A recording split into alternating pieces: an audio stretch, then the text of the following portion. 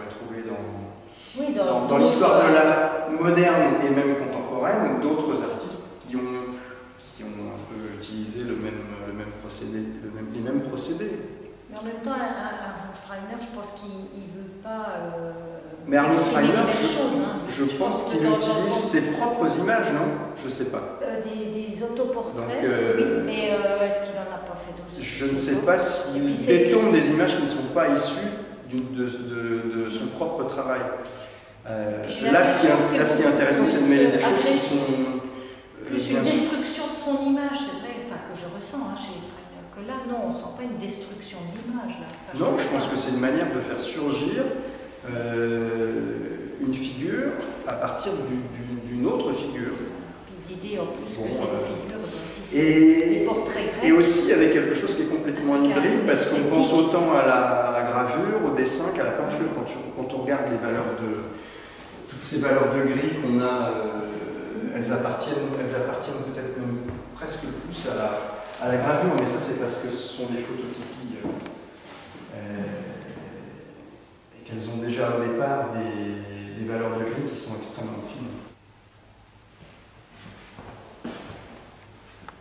Donc c'est quoi? C'est du crayon, du lavis de quoi? D'acrylique, ça? Oui, oui.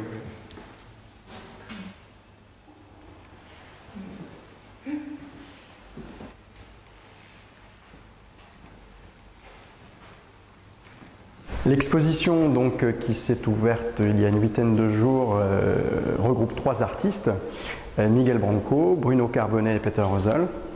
Elle est, comme on peut s'en apercevoir très vite en pénétrant dans la galerie, entièrement dédiée au médium pictural, qui est un médium qu'utilisent chacun de ces 3 artistes, je dirais dans un contexte qui leur appartient, qui leur est propre, et qui est à la fois différent.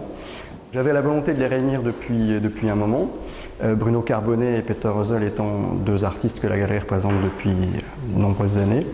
Et Miguel Branco est un artiste portugais dont on a pu voir notamment quelques œuvres il y a 3 ou 4 ans, si ma mémoire est bonne, dans une exposition organisée au MUDAM qui s'appelait Portugal Agora. Une des caractéristiques aussi de l'exposition, et je pense qu'elle saute aussi aux yeux du spectateur très vite, c'est tout ce qui touche à la notion de l'échelle des œuvres. Qui va effectivement presque du très petit, voire de l'infiniment petit, qui demande donc au spectateur de moduler sans arrêt sa distance d'approche des œuvres. Pour ce qui est donc de la série de petites peintures proposées par Miguel Branco, qui est une série qui en fait ne pastiche pas mais s'inspire d'un artiste américain très célèbre et une figure marquante du XXe siècle qui est Philip Guston, dont la trajectoire est assez particulière puisque je crois que c'est le seul artiste américain à être passé de l'expressionnisme abstrait à une œuvre représentative, donc une démarche à rebours.